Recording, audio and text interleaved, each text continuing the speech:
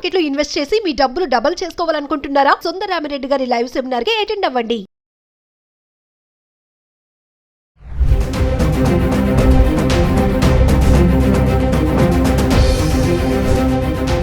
నమస్తే, welcome back to Suman TV. Present మనతో పాటు ఉన్నారు అనలిస్ట్ మందర్ కృష్ణారెడ్డి గారు. నమస్తే సార్. నమస్తే అమ్మా.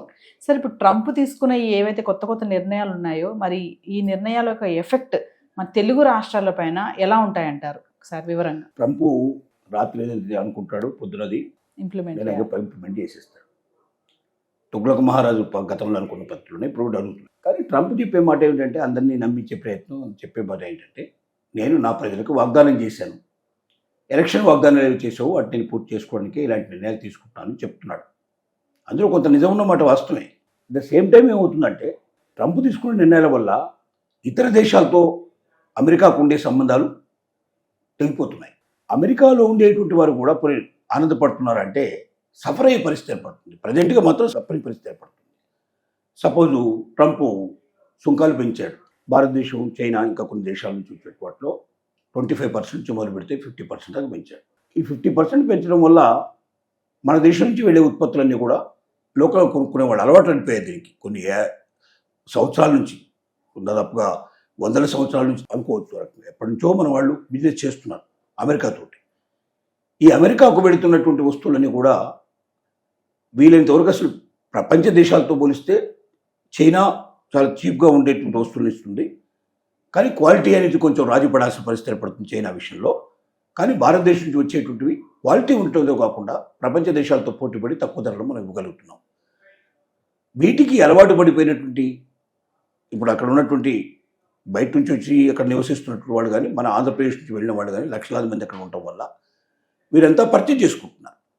అంటే నిత్య జీవితంలో ఒక భాగం అయిపోయింది ఇండియా నుంచి వచ్చే వస్తువులకి. ఇప్పుడు ఆ వస్తువులన్నీ కూడా కాస్ట్లీ అయిపోయేసరికల్లా పర్చేజ్ చేసే పరిస్థితి అక్కడ లేదు. అందువల్ల ఏం చేస్తారు, దాన్ని వదిలిపెట్టి కొత్తవి కొనుక్కోవాల్సిన పరిస్థితి ఏర్పడుతుంది. ఆ కొత్తవి కొన్నప్పుడు ఏంటంటే అది ఆ క్వాలిటీ అట్లాంటివన్నీ అలవాటు పడడానికి చాలా టైం పడుతుంది.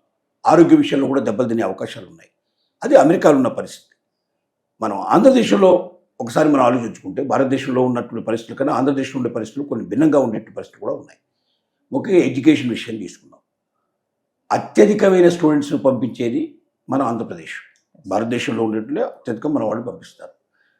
ఇక్కడి నుంచి వెళుతున్న వాళ్ళు అటు తెలంగాణ కూడా ఇప్పుడు పోటీ పడింది. ఒకప్పుడు ఆంధ్రప్రదేశ్ నుంచి మాత్రమే ఎక్కువ మంది వెళ్ళేవారు, ఇప్పుడు తెలంగాణ నుంచి కూడా వెళ్తున్నారు. అంటే ఆంధ్ర తెలంగాణ తెలుగు వాళ్ళ మీద తెలుగు వాళ్ళు దాదాపుగా మ్యాక్సిమంగా పంపిస్తున్నారు. ఇప్పుడు పంపించేటువంటి స్టూడెంట్స్కి ఏమవుతుందంటే వీసాల ప్రాబ్లం రావడం వల్ల, రెండు అక్కడికి వెళ్ళిన వాళ్ళు చాలామంది గతంలో ఎలా ఉండేది సిచ్యువేషను, వాళ్ళు ఒక్కసారి సపో చేసేసి వాళ్ళని పంపించేస్తే వాళ్ళు అక్కడ వెళ్ళి ఏదో ఒక ఉద్యోగం చేసుకొని, పార్ట్ టైం ఉద్యోగాలు చేసుకొని ఆ వచ్చే డబ్బుతోటి వాళ్ళ ఫీజులు వాళ్ళు పే చేసుకునే పరిస్థితి వాళ్ళు ఉండే పరిస్థితి. అంటే ఇక ఇండియన్ మనం కుటుంబాల మీద ఆధారపడాల్సిన పరిస్థితి లేకుండా ఆ రకంగా ఉండేది. కాబట్టి ప్రతి రైతు, ప్రతి వ్యక్తులు, మధ్యతరగతి వాళ్ళు కూడా ఎక్కువ భాగం ఏం చేశారంటే ఏదో రకంగా అప్పు తీసుకొచ్చి తన దగ్గర ఉన్న ఆస్తో గీస్తో పెట్టేసేసి బ్యాంకుల నుంచి అప్పు తీసుకొచ్చి, లేదా బయట దొరికినట్టు అప్పు తీసుకొచ్చి అది పిల్లాడి పంపించేవాడు.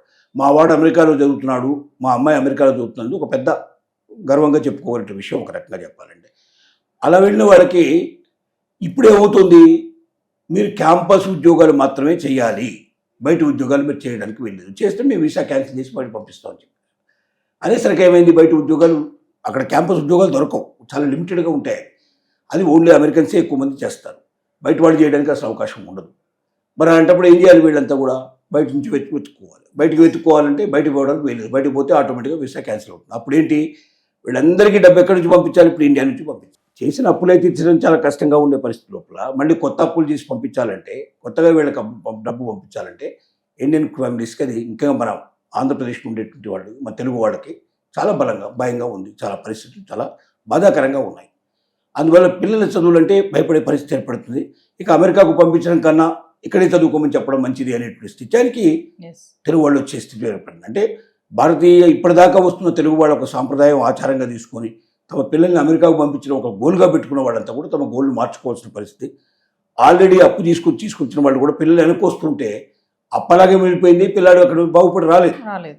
మళ్ళీ ఇప్పుడు మనం కొత్తగా వాళ్ళకి ఇక్కడ ఎంతో కొంత డబ్బు ఖర్చు పెడితే తప్ప వాళ్ళకి చదువు పూర్తయ్యే పరిస్థితి లేదు.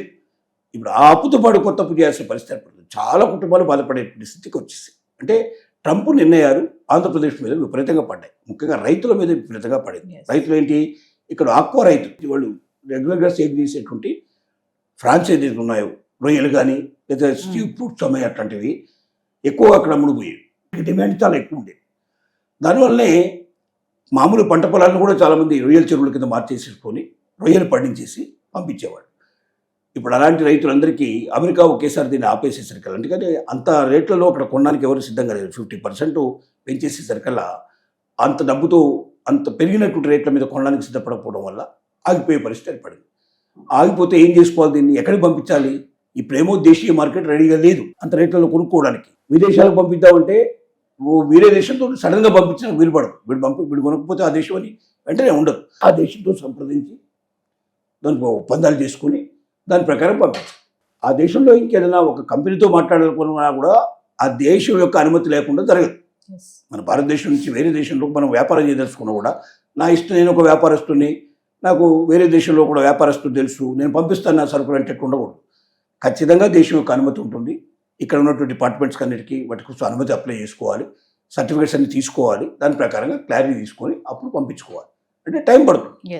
అప్పటిదాకా ఏం చేయాలి, రోజు వచ్చేటువంటి మరి వస్తాయి కదా, ఈ ప్రోడక్ట్స్ అని వస్తాయి కదా, ఈ ప్రోడక్ట్స్ నమ్మకపోతే లాభం లేదు కదా. ఎంత నష్టపోతారంటే దాదాపుగా వాడు కనీసం పెట్టిన పెట్టుబడి కూడా వెనక్కరాని పరిస్థితి, దాంట్లో కూడా సగాన్ని నష్టపోయేటువంటి పరిస్థితులు ఏర్పడుతున్నాయి. అంత ఘోరమైన పరిస్థితి ఏర్పడింది. అలాగే బట్టల పరిశ్రమలో లక్షల మంది పనిచేస్తున్నారు. చాలామంది విదేశాలకు పంపడానికి వీలయ్యేటువంటి బట్టలని తయారు చేసే ప్రయత్నం చేస్తున్నారు. ఎందుకంటే ఎక్స్పోర్ట్ గార్మెంట్స్ మీద వచ్చేంత ప్రాఫిట్ ఇండియన్ గార్మెంట్స్ మీద రాదు. ఇక్కడ కొనుక్కునే వాళ్ళకి కొనేటువంటి శక్తి సామర్థ్యాలు తక్కువ ఉంటాయి కాబట్టి ఇక్కడ కొనేది చాలా తక్కువ, ఎక్కువ విదేశాలకు వెళుతుంటాయి. అలాంటి పరిశ్రమ భారతదేశంలో చాలా ఎక్కువ వేళ్ళు కోల్పోయింది. ట్రెడిషనల్గా ఎన్నో సంవత్సరాల నుంచి దీంట్లో పనిచేస్తున్న వాళ్ళు ఉన్నారు. వాళ్ళ ద్వారా తయారు చేసినటువంటి గార్మెంట్స్ని మనం పంపిస్తున్నాం. అమెరికాలో ఎక్కువ కొంటున్నారు. ఇప్పుడు ఏమైంది, అక్కడ గార్మెంట్స్ అన్నిటికీ ఇప్పుడు ఈ సుంకాలు పెరగడం వల్ల రేటు పెరిగిపోయి అది కొనడానికి సిద్ధపడ్డాయి. ప్రొడక్ట్స్ అన్నీ ఆగిపోతున్నాయి. ఆ ప్రొడక్ట్స్ ఆగిపోవడం వల్ల జీతాలు ఇవ్వడం కూడా చాలా కష్టంగా ఉండే పరిస్థితి ఆ కంపెనీలోకి వచ్చేసింది. ఒకేసారి దేశీయ మార్కెట్లో అమ్ముకుందామంటే ఆ రేట్లలో ఇక్కడ కొనడానికి సిద్ధపడే పరిస్థితులు ఉండవు కాబట్టి చాలా ఇబ్బంది పడుతుంది. ఇలాంటి పరిస్థితుల్లో మన తెలుగు వాళ్ళకి చాలామంది రైతులు నష్టపోతున్నారు, వ్యాపారస్తులు నష్టపోతున్నారు, విద్యార్థులు నష్టపోతున్నారు. టోటల్ ఎకానమీ మీద కూడా దెబ్బపడుతుంది. ఇప్పుడు అమెరికా నుంచి వచ్చేటువంటి డబ్బు చాలా పెద్ద మొత్తంలో వస్తుంది ఇండియాకి. అక్కడ నుంచి ఇక్కడ పంపిస్తారు. అక్కడ సంపాదించి పంపించేవాళ్ళు, అక్కడ స్థిరపడేవాళ్ళు పంపించేవాళ్ళు చాలా డబ్బు, డాలర్స్ రూపంలో వచ్చే డబ్బు. ఆ డబ్బంతా ఇప్పుడు ఏమవుతుంది, ఆగిపోయే పరిస్థితి ఏర్పడుతుంది. దానివల్ల ఇక్కడ వచ్చేటువంటి ఆ డబ్బు మీద ఆధారపడి ఇక్కడ జీవించేవాళ్ళు కానీ, వ్యాపారాలు చేసుకునేవాళ్ళు కానీ, అలాంటి వాళ్ళందరికీ అది ఆగిపోయే పరిస్థితి ఏర్పడింది. రెండోది, అక్కడ కూడా ఇప్పుడు ఎకానమీ లోపల చూసుకున్నట్టయితే అక్కడ స్థిరపడ్డ వాళ్ళు కూడా వచ్చేటువంటి ఆదాయాలు తగ్గిపోవడం వల్ల ఇంకా అమెరికాకు మనం పంపించాలా అక్కర్లేదా, మన పిల్లల్ని పంపించాలా అక్కర్లేదా, మన వాళ్ళు ఉద్యోగాల కోసం పంపించాలా అక్కర్లేదా, వ్యాపారాల్లో కూడా మనం అమెరికాతో చేయాలక్కర్లేదా అని ఇన్ని రకాల ప్రశ్నలు ఒకేసారి ఉదయించాయి. అంటే ఒక రకమైన జీవితానికి అలవాటు పడ్డటువంటి జీవితమే తలకిందులైపోయి, బ్రతికే తలకిందులైపోయి, జీవన వైవిధ్యమే మారిపోయేటువంటి పరిస్థితులు వాళ్ళు ఏర్పడ్డాయి. ఇంత గొప్ప మార్పు ఒక దేశానికి ఒక ఉత్పత్తుల విషయంలో కానీ, చదువుల విషయంలో కానీ తీసుకున్న నిర్ణయాలు, అంటే ఒక దేశం తీసుకున్న నిర్ణయాలు ఇంకొక దేశం మీద ఎట్లా పడతాయి, మొత్తం దేశం మీద కాదు ఒక రాష్ట్రం మీద కూడా ఎట్లా పడతాయని దీన్ని బట్టి మనకు అర్థమవుతుంది. ఇది ఈ రకమైన పరిస్థితుల్లో ఉన్నాం మనం. Thank you.